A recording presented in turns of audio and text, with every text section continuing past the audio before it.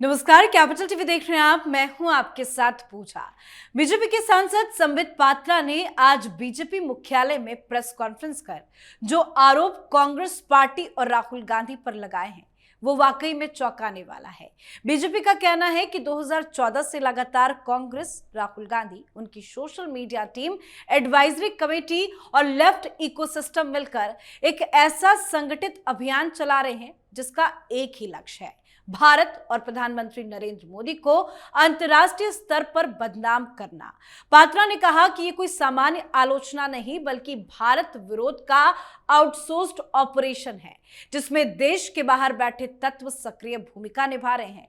सबसे बड़ा आरोप यह है कि Pakistan, Bangladesh, Malaysia, Singapore, America और यूरोप के कई देशों से संचालित सोशल मीडिया अकाउंट कांग्रेस और लेफ्ट इकोसिस्टम के इशारे पर भारत के खिलाफ नैरेटिव तैयार कर रहे हैं। बीजेपी का यह भी दावा है कि ये सीधे सीधे विदेशी नेटवर्क का इस्तेमाल करके देश में अस्थिरता फैलाने की कोशिश है। कुल मिलाकर संबित पात्रा के आरोप सिर्फ चौंकाने वाले नहीं बल्कि गंभीर और विस्फोटक है। सवाल सिर्फ राहुल गांधी की बयानबाजी का नहीं, सवाल यह है कि क्या भारत की राजनीति अब विदेशी जमीन से ऑपरेट होने लगी है? क्या भारतीय लोकतंत्र के खिलाफ झूठी कहानी गढ़ने का ठेका अब विदेशी अकाउंट्स को दिया गया है? क्या विपक्ष को जनता ने इतना नकार दिया कि अब उसे भारत की छवि के खिलाफ युद्ध छेड़ना पड़ रहा है?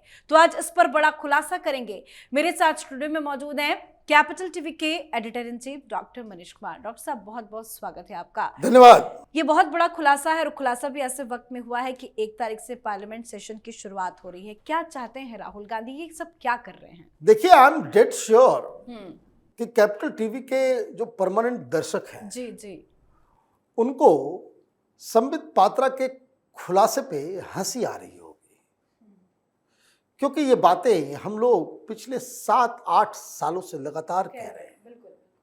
ये कोई नई बात नहीं है। राहुल गांधी अमेरिका जाते हैं, यूरोप जाते हैं, वहां वो कहते हैं कि भाई please help us out. Hindustan में डेमोक्रेसी खत्म हो गई है, डेमोक्रेसी को बचाना है। पूरी दुनिया में अगर डेमोक्रेसी को बचाना है तो उसके लिए हिंदुस्तान की डेमोक्रेसी को बचाने की आवश्यकता है, और हिंदुस्तान की डेमोक्रेसी को बचाना है देन यू मस्ट इंटरवीन।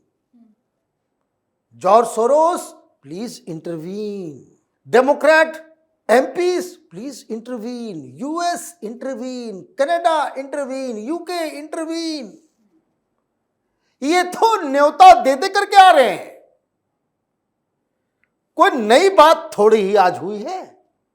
बस आज फर्क ये हुआ है कि एक सबूत पेश किया गया कि ये एक्स वाले ने वो जो लोकेशन जो है उसने ऑन कर दिया, तो आप देख सकते हो कि कौन प्रोपेगेंडा कर रहा है। क्या ये बात हम लोगों ने शाहीन बाग के उस फर्जीवाड़ा के दौरान नहीं कहा? ये किसानों के नाम पे जो फ्रॉड, ये चंदा चोर, चंदा खोर और ये ब्लैकमेलर्स जो किसान नेता बने हुए थे, उसके दौरान भी हम लोगों ने बताया कि किस तरीके से ये पूरा खालिस्तानी जो शाहीन बाग में मुसलमान के नाम से अब्दुल बना हुआ था, वो वही हैंडल किसान आंदोलन के समय अमरजीत सिंह बनकर सरदार का एक फोटो लगा करके प्रोपेगेंडा कर रहा था। क्या कोई नई बात है? और जब वो खत्म हो जाता है, अभी यूपी में चुनाव आएगा तो वही उसमें कोई शर्मा बन जाएगा, कोई तिवारी बन जाएगा, कोई हिंदू नाम ले लेंगे और हिंदुओं के बीच कंफ्यूजन पैदा करेंगे। मोदी को गालियां देंगे, अमित शाह को गालियां देंगे, योगी आदित्यनाथ को गालियां देंगे, और उससे भी मन नहीं भरता तो हिंदुस्तान को गालियां देंगे। भाई ये पार्टी है, ये एक पाकिस्तान में जाकर के कह के आ रहे थे भाई आप लोग मदद कीजिए। कोई नई बात थोड़ी है। लेकिन आज क्या हुआ और क्यों हुआ, ये इंपॉर्टेंट चीज है। अभी एक नया कारनामा, और देखिए इस देश के अंदर में कैसे कैसे पत्रकार, महान पत्रकार सब पैदा हुए। इन लोगों के साथ क्या किया जाए समझ में नहीं आता। एक कुमार केतकर हैं, लोकमत के एडिटर हुआ करते थे। और जो लोग 2014 से पहले राजनीति को फॉलो करते हैं, एनडीटीवी पे उस पे महान पत्रकार, दलाल पत्रकार, दलाली की सारी सीमा, मैंने सोनिया गांधी पैर रख दे तो अपनी जीभ से वो चाटना शुरू कर दे। इस तरह के लोग, इस तरह के एक से एक पत्रकार, वह पद्मश्री लेना और ये लेना वो लेना। अब ये वाहियात थ्योरी दे रहा है। क्या कह रहा है ये कुमार केतकर? अभी राज्यसभा में कांग्रेस पार्टी की तरफ से राज्यसभा पहुंचना है इन लोगों को, राज्यसभा पहुंच करके जो है दलाली खत्म, अब तो हो गया, जीवन में पेंशन मिलेगा, घर मिलेगा, सब कुछ मिलेगा। तो कुमार केतकर उसने एक नई थ्योरी दे दी और मूर्खता का ये आलम देखिए, सठिया गए ये सब। जो पुराने जमाने के पत्रकार सब जो है ना डिरेल हो गए, they are not in tune with the changing times. देश का मिजाज बदल गया, दलाली का स्तर इन लोगों का वही रूडिमेंट्री रह गया। ये आदमी कह रहा है कि 2014 में मोदी नहीं जीते। सबसे बड़ी दिक्कत यही है ना कि 2014 में मुसलमानों के वोट के बगैर बीजेपी को अपने आप बहुमत कैसे आ गई। बेसिक बात मैं बता दूं, ये जितने भी फन्ने खां बनने वाले सब लोग हैं, पॉलिटिकल पंडित और नेता और पत्रकार, इनकी सबसे बड़ी पीड़ा ही यही है कि मोदी आए तो आए, लेकिन ऐसे झूम के आए कि मुसलमानों के वोट के बगैर भारतीय जनता पार्टी अपने आप में बहुमत लेकर के आ गई। ये सब चिंटू लोग, ये बड़े बड़े पॉलिटिकल एनालिस्ट बनते थे, हम लोगों को यही समझाते थे ये लोग। मैं बहुत सारे लोगों को पर्सनली जानता हूं, लेकिन अब उन लोगों के प्रति कोई आदर सत्कार की भावना ही नहीं रही। इनके झूठ, इनके फरेब, इनकी दलाली से ऐसा आप ये समझिए कि घिन आती है। भारतीय जनता पार्टी कभी भी अपने आप बहुमत नहीं ला सकती, कभी आ ही नहीं सकता। क्यों नहीं आ सकता? क्योंकि मुसलमान कभी वोट नहीं करेंगे। अब बिना मुसलमानों के यहां ये भाई जाकर कैसा है, जाकर के धर्म बदलवा लो तुम लोग, टोपी उपी पहनो, नमाज नमाज पढ़ो, ये धंधा छोड़ दो। अभी देखिए बिहार चुनाव से पहले ऐसे दलाल लोगों का गैंग था, वो तेजस्वी जीत रहे, तेजस्वी जीत रहे, है ना, हो गया काम लग गया सबका। ये लोग बेशर्म लोग हैं। मैंने इतनी बेशर्मी, हरियाणा में जितवा रहे थे कांग्रेस को, नाच रहे थे, अब तो जीत गए जीत गए जीत गए। क्या क्या प्रोपेगेंडा शुरू कर दिया। अब देखिए 4 दिन के बाद से शुरू हो जाएगा कि यूपी में क्राइम सबसे ज्यादा है, यूपी में ये सबसे ज्यादा है, किसान की सारी बीमारी अब यूपी में आ जाएगी। पहले अभी बिहार में था, अब सब यूपी में आ जाएगी। खैर छोड़िए ये बात को। अब ये जो केतकर नाम का जो जंतु है वो ये कह रहा है, और मैं तो कह रहा हूं गिरफ्तार करो इस व्यक्ति को।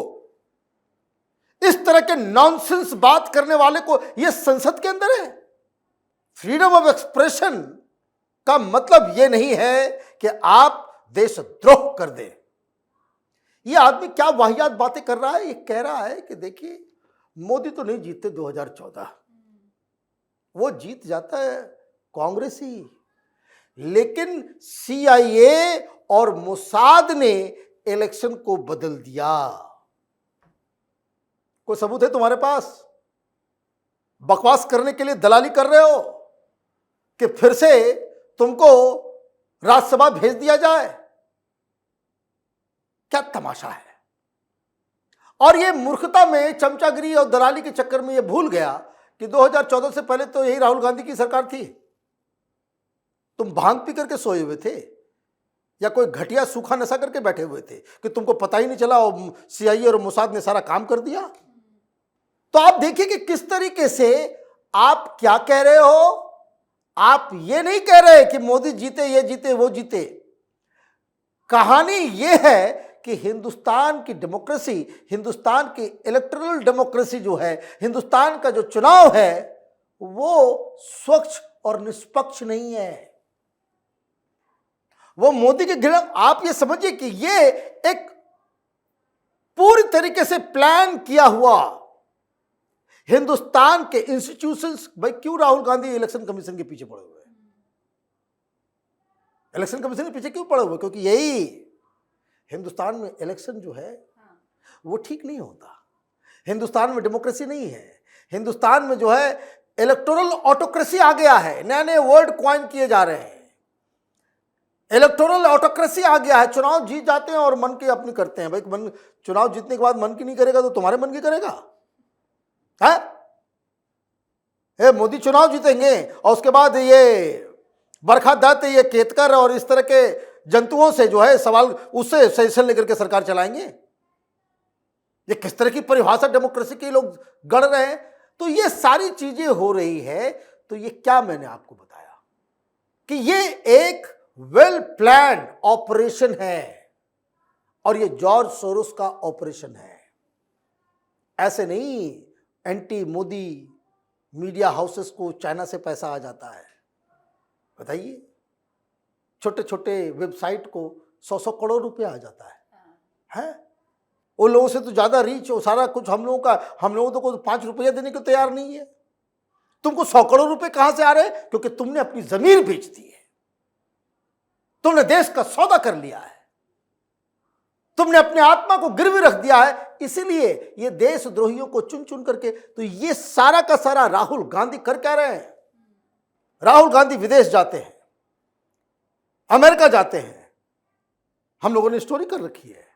ये बीजेपी वाले जो है, ये संबित पात्रा, भाई आपने प्रेस कॉन्फ्रेंस कर दी, ड्यूटी खत्म कि भाई अमेरिका गया, वहां ये आईएसआई के एजेंट से ये पाकिस्तानी और उस तरह के लोग, जिहादी मानसिकता वाले लोग उसका प्रोग्राम ऑर्गेनाइज कर रहा है। हाउडी मोदी हुआ तो स्टेडियम के अंदर देशभक्त लोग थे, स्टेडियम के बाहर यही पाकिस्तानी आईएसआई द्वारा संचालित मोदी के खिलाफ प्रोटेस्ट भी हो रहा था। पता कीजिए किसके साथ रिश्ते हैं देश के अंदर में। क्या वही लोग राहुल गांधी के साथ तो नहीं मिलते हैं जब अमेरिका जाते हैं राहुल गांधी? यह मणिशंकर अय्यर पाकिस्तान में जाकर के मांग कर रहा है कि भाई आप लोगों की मदद के बगैर, पाकिस्तान की मदद के बगैर हम मोदी को नहीं हटा सकते, आप लोग मदद करने को तैयार ही नहीं है। तो ये कोई नई बात नहीं है, आज सिर्फ ये किया गया।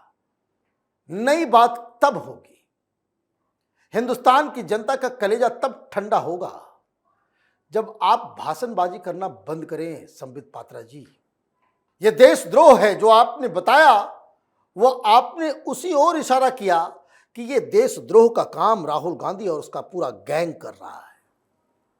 तो आपने भी कानून तो बदला, देशद्रोह के खिलाफ कड़े कानून आप लेकर के क्यों नहीं आए? सरकार आपकी है, 3 बार जनता ने आपको चुन के भेजा है देशद्रोहियों को छोड़ देने के लिए। अगर कोई इस तरह से ऑर्गेनाइज तरीके से हिंदुस्तान की बदनामी, सरकार की बदनामी, हिंदुस्तान के इंस्टीट्यूशंस के ऊपर अटैक कोई कर रहा है तो उसके खिलाफ कोई कार्रवाई नहीं होगी। यह प्रेस कॉन्फ्रेंस करने के बजाय इस तरह के देशद्रोहियों के ऊपर क्या आप एक्शन ले रहे हो, कैसे इनको तिहाड़ जेल भेज रहे हो, यह बताने की आवश्यकता है। अदरवाइज ये तो डेमोक्रेसी वो कौन है यूट्यूब के ऊपर, कोई जर्मनी में बैठा हुआ है? ध्रुव राठी। अच्छा, झूठ बोलने में माहिर है, झूठ भी बोलते हैं, पकड़े भी जाते हैं, सब कुछ हो जाता है, लेकिन ये गेंडे वाली चमड़ी है इन लोगों की। अंतरात्मा मर चुकी है और they are blinded by hate. उनके दिलो दिमाग में इतनी घृणा हो गई है कि इनका सेंस जो है वो खत्म हो चुका है ना, जो सेंस ऑफ प्रोप्राइटी है वो खत्म हो चुका। तो ये लगता है कि ये press conference it should be a beginning. और बिगिनिंग किस चीज का? कि आप इन तमाम लोगों के खिलाफ, राहुल गांधी और ये जो देशद्रोहियों का जो गैंग है उसके खिलाफ आपको एक्शन लेना चाहिए। Put them in jail, Tihar में भेजो इन लोगों को। देश की जनता आपको आशीर्वाद देगी। बिल्कुल सर, बहुत बहुत धन्यवाद समझाने के लिए। धन्यवाद। तो वाकई में ये खुलासा बड़ा है और खुलासा चौंकाने वाला भी है। कांग्रेस का मकसद सिर्फ मोदी को निशाना बनाना, भारत की छवि को अंतर्राष्ट्रीय मंच पर कमजोर करना, देश में अविश्वास पैदा करना और चुनाव से पहले जनता का भरोसा तोड़ना है और लोगों के दिमाग में जहर घोलना भी है। यही कांग्रेस की कहानी है और उसके कर्ता धर्ता राहुल गांधी है। और इसीलिए हर बार राहुल गांधी की गतिविधियों को लेकर सवाल खड़े होते हैं, लेकिन ऐसे लोगों के खिलाफ सख्त कार्रवाई की भी जरूरत है। तो आप भी अपनी राय कमेंट करके लिखिएगा। देखते रहिए कैपिटल टीवी। नमस्कार।